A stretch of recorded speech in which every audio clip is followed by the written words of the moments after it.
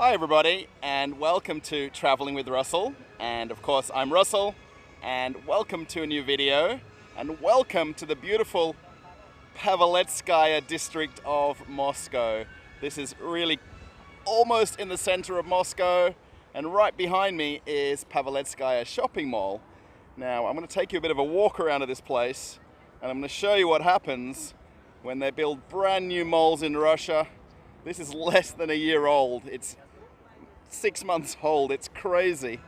And they build them and then things go a little bit wrong, and it's going to be empty. I'm already kind of predicting it before we even walk inside. So let's just have a little walk around outside first, because this is a beautiful district and a beautiful area before we head on inside. Now, firstly, let me point out Paveletskaya train station right here, or Paveletskaya Vokzal. Beautiful train station. Honestly and truly, this is one of the nicest in Moscow by a long way. It's just grandeur and size is just stunning. And they've done a ton of work here. So the developers of this shopping mall had a lot of criteria to build it. And one was to build out all of the areas around the shopping center and basically give the space back to the people. So they were made to build it underground. It goes down essentially with the car park underground 5 levels, and then they've then got the tram lines right here, and they've closed off all the road there. You saw one police car going by, and then this is the kind of area where the shopping center is. So there's 2 almighty huge kind of gazebos, I guess you'd call them, or atriums. Now we are going to see a ton of people outside, because why would you go to a beautiful shopping center when it's 24 degrees on the second day of summer? You know, and the opera music's playing away, kids are dancing by the fountains. It's is it a reason to go shopping? In Australia, when it's hot, we do go to the shopping centers because we want to cool off in the air conditioning. But in Moscow, people want to bake out in the sun here because they've not seen this warm weather for near on 5 months now. So have a look at this park here. I mean, just the sheer cost of this alone would have been in the millions. I mean, the brickwork, the pavements that they've had to do, and the entire shopping center is underground. There's just these kind of 2 exposed entrances here that are above ground. You can see this beautiful grassed area as well, and it's just beautiful. Now, I hope you kind of like this kind of bit of a walk around. We're going to see for ourselves what happens when you spend a few $100 million, not rubles, dollars, and open a shopping center right after a pandemic, as the music kicks up a little bit, and the shoppers just aren't coming. Now, one of the first things I wanted to point out here is on the lower ground floor is the car park, and just how empty it is. These underground car parks, you know how you go to them and they tell you which spot you can have? Have a look at all the green lights here. And I was really trying to find some cars in here, and there's a few, but that's about it. It's essentially empty here.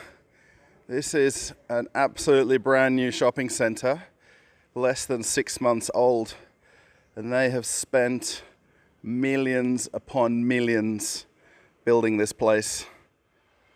Okay, so I found a couple of cars, but really not that many for a huge shopping mall like it is. Look at this, they've got dedicated walking lanes, and then escalators and elevators to go up to the normal shopping levels, but just empty. Now, the sheer size of this place is what's going to get you first of all. Now, downstairs is the food court, and it is lunchtime, so we are going to see a lot of people in the food court. But what do we see right away? A huge 2-story Uniqlo. Now, just keep in mind again, as you're kind of watching this place opened less than 6 months ago, so they've barely had a couple of months of trade, and everything has gone. So here there was the campus store as well, Pinko, and then just walking around, how quiet this is now. I'm going to cut in and out a little bit, so just bear with the way I've filmed this. But I really want to show you how a multi-million-dollar shopping center looks like during sanction times in Russia, and how few people there are around. I mean, how big the place is as well, and let's say how empty it is also. Actually, we can also see here, so a lot of this signage here is where shops have either left already, or essentially they never opened because of the lead up to the events in Russia right now, and obviously the pandemic in the last 2 years as this place was being built. You can just see here there's a few people around, but not too many. So again, here on one of the other walkways here, just the sparseness of people. I do hope it kind of comes across in this video that, you know, how quiet this place is. And what do we see downstairs? Another Ikea. And another, this is actually the Ikea City. We'll have a look at that when we get downstairs. That's obviously closed as well.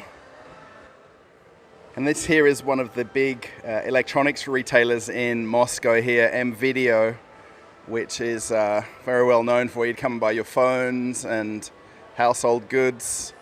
And there's the security guard and the guy working here, kind of wandering around. But the way the prices of phones have gone up so dramatically, you're just not getting people walking in there right now. And here we are with the Ikea City. So this is kind of a unique Ikea. If you haven't seen these before, these are basically what they call city stores.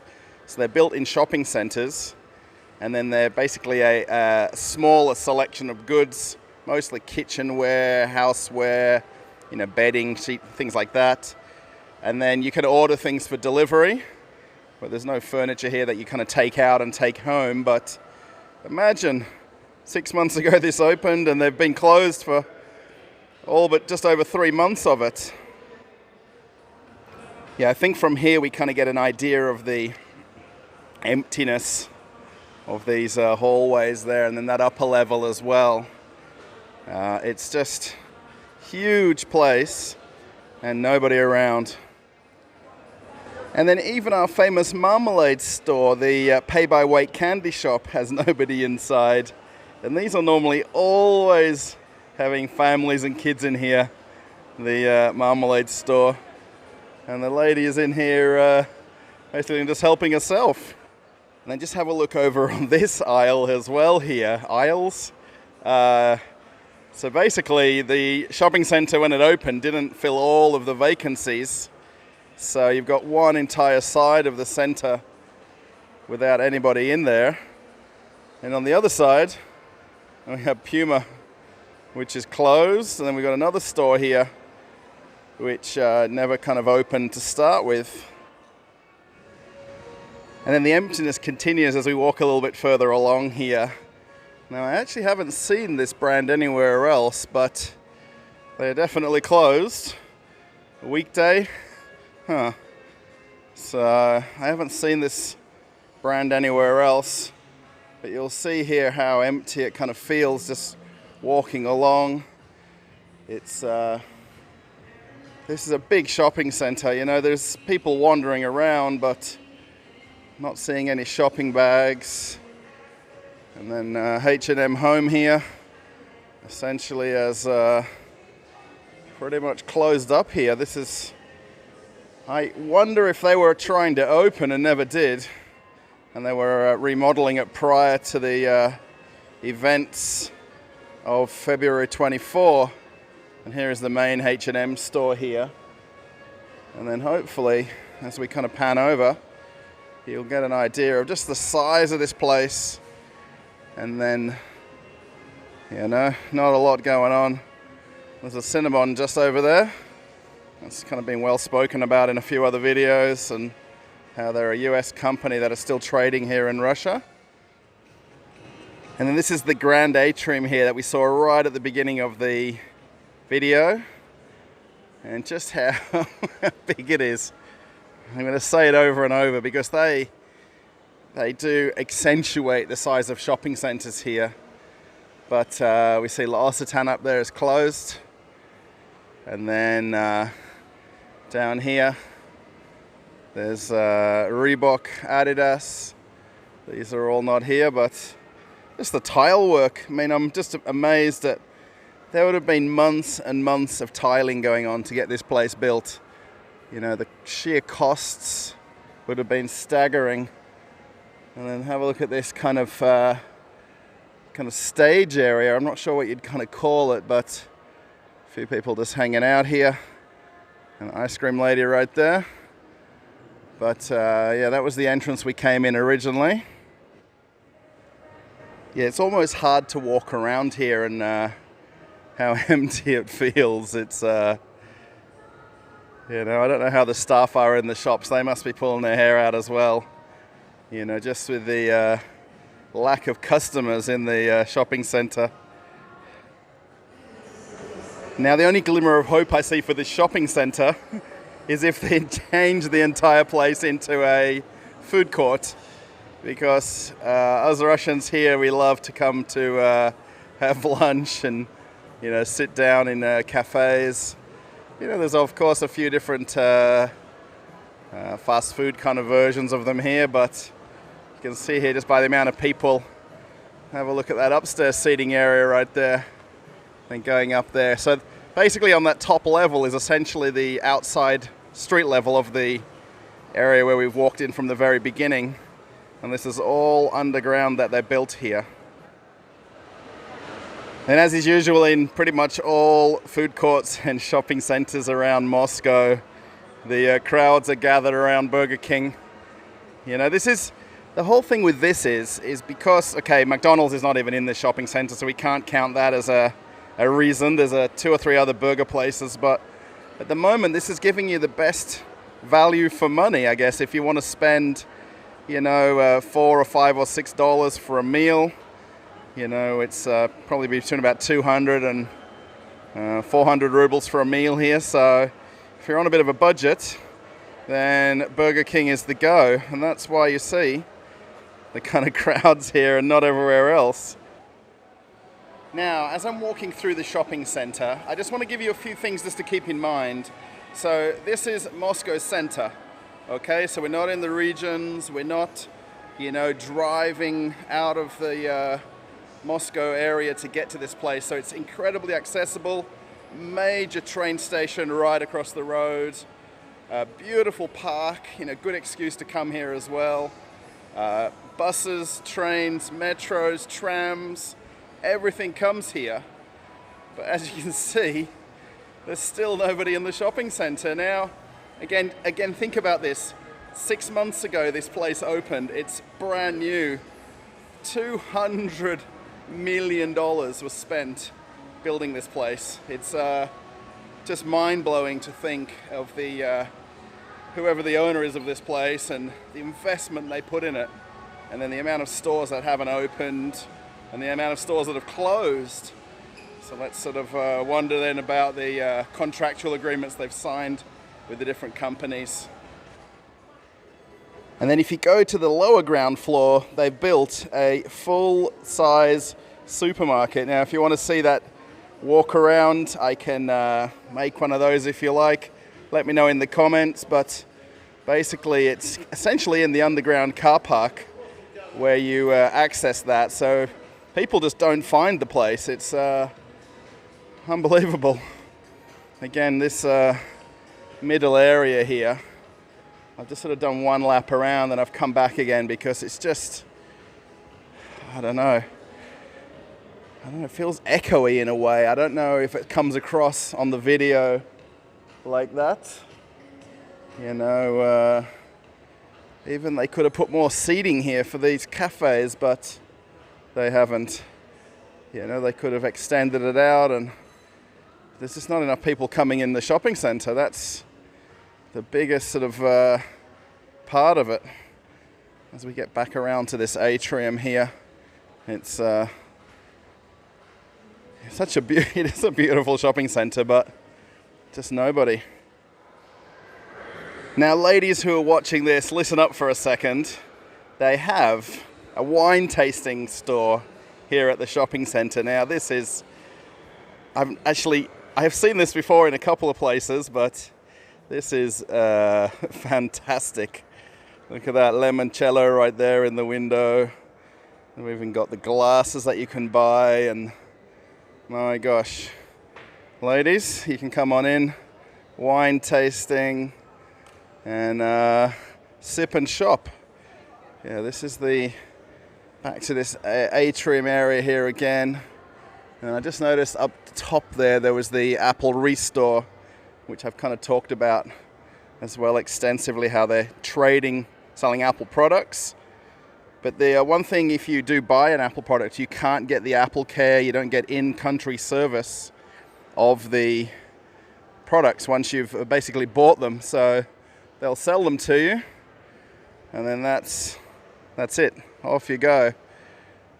And then one kind of last look here towards the end of the video here. So there is stores open right here, but my gosh. And then have a look here. The lights are off. Costs. And then there's Arket. Is that meant to be market, I guess? And they missed off a few letters.